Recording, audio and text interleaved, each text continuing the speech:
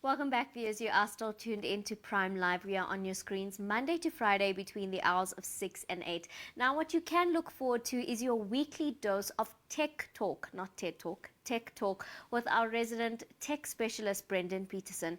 And today's conversation is not about the latest technology or the latest in AI, but it's something that is incredibly important, particularly within South Africa. So we're talking about the digital divide that continues to hinder lower income families and communities from enjoying the benefits of technological advancements and transformation. Now, we all love to shop online and we love to use these cashless transaction services, and the convenience of shopping online just makes our lives so much easier. However, we will delve into some of the security measures and safety measures that you should be taking into consideration when you are shopping online and sharing your personal information, like your home address or even your bank details or card details. As we've seen ravaging through the media are many, many instances of scams that do exist online, as well as many people falling victim to hackers who are taking money from them and utilizing their personal information for financial gain. So do stay tuned for this conversation as we delve into, yes, the digital divide, but how you can also protect yourself in a fast moving digital space. Good evening, Brenda. Thank you so much for joining us on Prime Live tonight. It's always wonderful to be here. Now, I think we are delving into a very important conversation because usually what we get to do in these segments is we get to learn about the incredible transformations and the incredible new developments when it comes to the tech space, when it comes to AI. And we love seeing and learning about all the new technologies that we have at our fingertips, and that we can actually move forward in life and try different things. And there's all these different tech things that make our lives so much easier and make you think about what is possible. However, there is without a doubt a very clear digital divide in South Mhm. Africa, where the vast majority of South Africans, lower income communities, disadvantaged communities, don't actually get to enjoy any of the benefits of any of these technological advances that are meant to make our lives easier. But what I want to start our conversation with this evening is more the aspect of online security. We're all victim to shopping online. We love the convenience. We love the cashless idea of shopping online and the convenience of not having to go to a store. However, online security definitely becomes a major concern, and we're seeing a lot more cases popping up in the media when it comes to people's online security and threats of your personal information being leaked by hackers, or even losing your money to hackers as well. Now, when it comes to online security, it is, of course, a major factor in South Africa, especially around this particular time of year where people are doing a lot of shopping for the festive season. What would your advice be in terms of, just tips and tricks that you can share with our viewers tonight on how they can best protect their information and their safety while they are doing all these cashless online shoppings? Now, I'm definitely one of those people who loves the convenience of shopping online and all these cashless transactions. It's always billed as something that's sort of more safe, also more convenient. You just have to carry your phone or a watch or whatever if you're doing this in person, or just log in online and use all your saved details. The problem with that, as you mentioned, is there are lots of scams, lots of threats, sort of bad actors online where they're trying to use people's lack of technological know-how to be able to scam them out of money. Some of the very sort of common things we're seeing, and weirdly enough, something that an email I got last week was a sort of phishing email where it looked like it was from a provider that I use for internet. Sort of things, and it was saying, "Oh, it's time for you to pay this." And I looked at this email and I said, "That doesn't look right." One, it ended up in a spam inbox, which was a big red flag to me. And two, this platform that I use obviously has a website. They've got official communication channels, and this is not how they communicate, but this is what people are doing. And just the fact that I noticed that this, was not in the right inbox, that I didn't see anything like this when I logged into the official website, didn't get any sort of official communication the way they normally do. Those are sort of things people need to look out for, because these emails are getting so much smarter these days. It might look like, an official email from Amazon or Take a Lot or, your best friend or whatever. but then there's one letter different, or there's a spelling mistake that this company or this person would never normally make.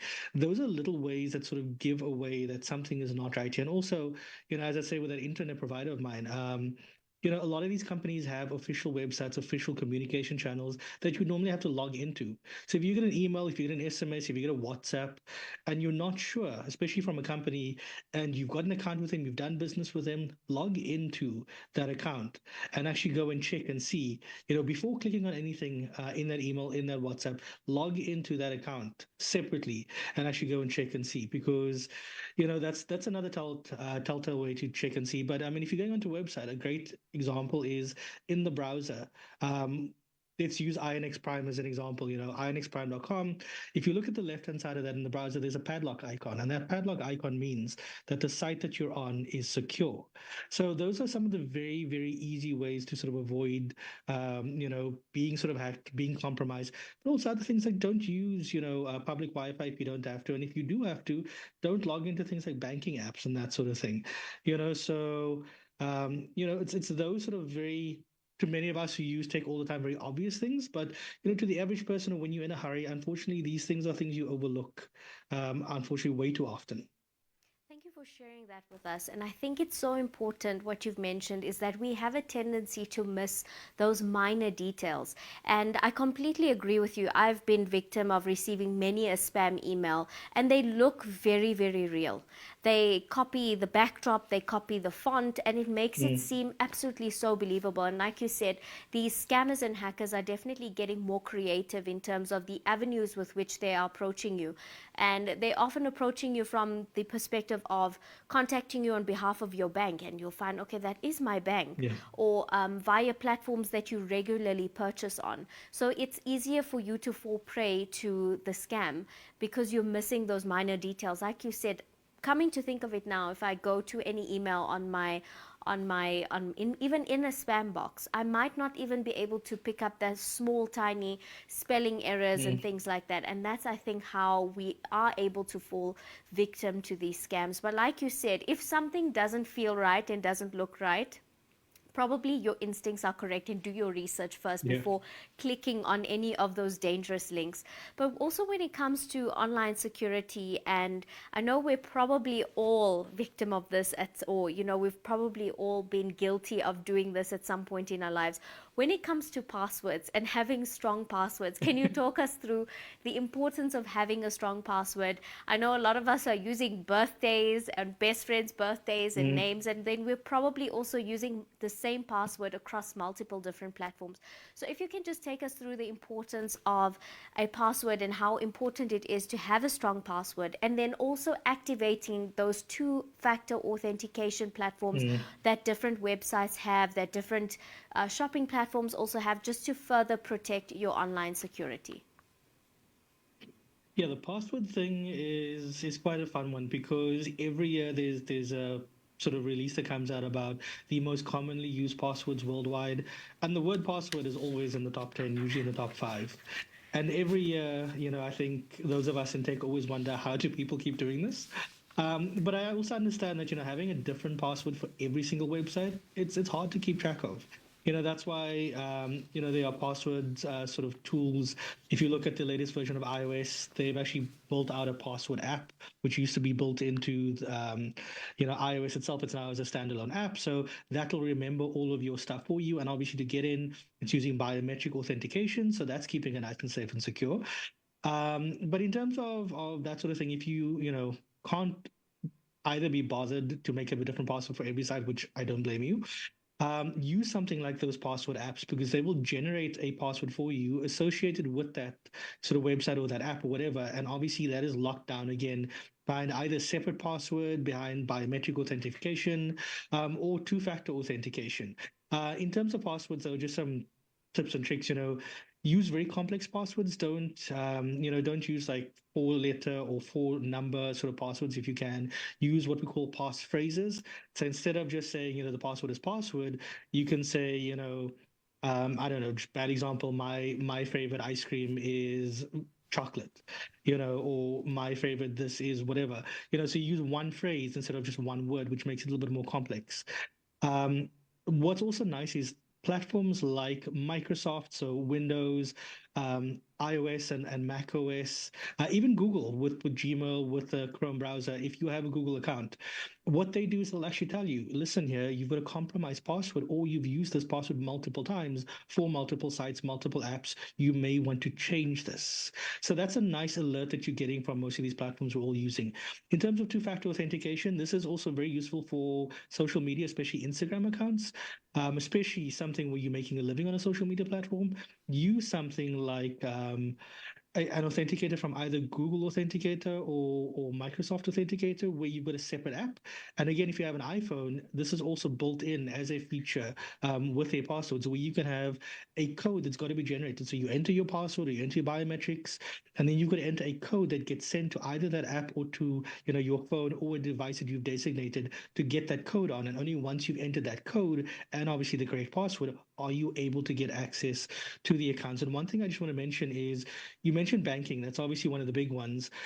We've got to give a shout out to Capitec, because what they've done is if you get a call saying, oh, I'm phoning from Capitec and you're a bit suspicious, if you open the Capitec app while you're on that call, it'll actually tell you whether this call is actually coming from a Capitec bank or Capitec staff, or if it's actually not.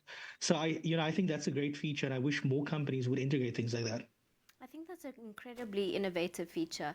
And I know people tend to dumb down on Capitec because they have great premiums, and a lot of South Africans are on Capitec. But the fact that they've taken the initiative to come up with something that is so incredible and so revolutionary. I really hope that other companies and other banks as well will jump on that bandwagon. I think it will save a lot of people from succumbing to scams. And I think this next question I'm going to pose to you is probably something we've all seen on many a website, many a shopping website, many a take a lot, or any other website or online platform where you can purchase. And for anyone who doesn't have any background information, we tend to just allow it all. So you might pop onto a website and it asks to use your device's location, and you're just like, yes, yes, please, can you just, I just want to get my shopping done. And then the second one, of course, is the cookies. Can you allow them all, reject them all? And sometimes a lot of us are in a rush on a website just to get what we need and get out, and we just allow all these functions and features to run in the background. Can you talk to us, what are the risks that we are actually putting ourselves at when we are allowing these websites to access this kind of information, or if we're allowing these cookies, so to say? I mean, obviously, with things like cookies, those are meant to make it easier for you to log into, websites and things that you regularly log into. And while there's a place for that, unfortunately, if you are very technologically savvy, sort of hacker or sort of bad scam artist, misusing information, you can find ways to use some of those sort of bits of information. In terms of location-based services, especially with our phones, I think those are probably the most personal devices we have. And those are always giving away a lot of information in terms of, Brendon was here, was here, was here. And that can actually build up a pattern of, oh, on a Tuesday, Brendon always goes and does this. On a Sunday, Brendon's always here. On a Friday, Brendon's always this. He always orders from this place, eats at this place. So people can build up a pattern knowing when you're home, when you're not home. And that information, especially your location data, we love to share in our social media posts without even thinking about it. Oh, I've checked in here. Oh, I had a great time here. And people can start building up. Oh, okay, cool. Now we sort of know which area he frequents. We know what he looks like, and then they can start watching. And I know it sounds very scary to say that, but those are the sort of things that unfortunately can happen. What I love is that a lot of the, especially Android, iOS, and again, we've got to give props to iOS for this one. When you're installing a new app, and I know Android has followed suit, but when you're installing a new app, it's going to ask, do you want to allow this app to track you? Essentially, even when you're not using that app. Meta and Facebook were famously sued multiple times years ago for tracking people across the internet, being able to see what they do even when they're not on Facebook or any of the Meta apps. And that's a dangerous thing, because if that information gets out, and we don't know how people are securing that information, as I say, that can be used against you, and it can be used for all sorts of nefarious purposes. So I think the sort of overarching thing here is a lot of the things we've done, which put us at risk, are things we've unintentionally chosen to do because we've chosen convenience over safety. No, I think as scary as what you have mentioned in terms of the scenarios and the risks that we're putting ourselves at, I think it's incredibly important that you mention them because we need to be a lot more cautious in terms of how we're sharing information, when we're sharing information. And like you said, it's very easy for, predators or anyone who's looking to take advantage of you financially to be able to track your movements and track where you are and have access to this kind of information. So we do all need to practice some more caution when we are transacting online, the way we're posting on our social media platforms, and also the permissions that we're allowing on these various apps that we're using on our cell phones as well. But I'm going to switch the conversation to a very critical issue. As much as we are embracing and enjoying these technological transformations and all these, new digital devices and all this new digital information and opportunities all across South Africa, we must be mindful of the fact that the vast majority of South Africans are completely excluded from enjoying these kind of benefits. Now, the government has actually launched initiatives, such as Operation Vulundlela, to basically accelerate reforms and be able to promote economic growth in a sense, including access to digital platforms and things like that. But do you feel that these reforms adequately address the digital divide and address the critical issue that is at hand? Is that majority of South Africans don't actually enjoy any of these technological Mm. advances? I think this is it's a great question and it's such a great topic and it's one that matters to me a lot because it's all good and well we see these great technologies come along. It does not matter if it doesn't positively impact the lives of people. And, I think government has had lofty ideals, especially with Operation Vulindlela. I don't think we've seen them realize that, but I think it's more complex than just putting it all on government. I think obviously we've got issues like infrastructure issues where up until recently we've been struggling a lot with obviously load shedding, but we've also got to look at the cost of data, the cost of electricity. So even though we now have electricity, cost keeps going up. And we've also got to look at the fact that these devices that people need to be able to use to access these services, a lot of these devices are seen as luxury items, phones, and this country being a sort of very mobile first country more than anything else, the fact that things like phones have luxury item taxes on them make them even more expensive and makes it even more challenging. I think we've also got to look though at the businesses and the enterprises in this country who are, so happy to set up headquarters and things, and say, oh, we're doing job rollouts and all these wonderful things, and sort of use the resources, whether it's knowledge or whatever else is in this country. We've also got to look at them to be able to say, hey, you're doing this, but you also have the resources to be able to train people up. We need you to do that, and I think. A couple of companies who are doing great things there is a company called Cisco. They're doing some great things with skills development, as well as Amazon Web Services, who are actually about to celebrate 1 year of their skill center in Cape Town. But also, if you look at sort of locally, there's a platform called the Coding Ground, thecodingground.com, who are doing great things to reach out to people from, parts of the country where they don't have access to these things, where, you maybe couldn't be able to study IT or any sort of thing. And they're finding, partners to work with them to train these people up and then find them jobs as well. And I think that's the crucial thing. It's all good and well to say we're training people. What does it matter if we're training people if we're also not finding jobs for them? So I think we've got a long way to go in terms of digital literacy. And I think there's a lot of stakeholders involved. And I mean, just one of the sort of recent phones that a lot of people have been talking about because, oh, it looks great. It's a wonderful thing. It's a feature phone, so not a smartphone. And everyone's like, oh, it's wonderful because there's a lot of people in South Africa using feature phones. One of the things I pointed out was this phone does not support WhatsApp. And in a country where communication is so vital and a lot of people are doing business via WhatsApp, when you have a device that's built as so affordable, but people can't use the one basic feature that they need, you've got to ask the question, what are we doing in this country in terms of supporting people with access to technology, digital literacy, and just sort of digital infrastructure? I think that was very well said. In closing, Brendon, what do you think we could be doing better to bridge this digital divide that does exist? I mean, there are, programs that provide, coding boot camps as well as digital literacy programs.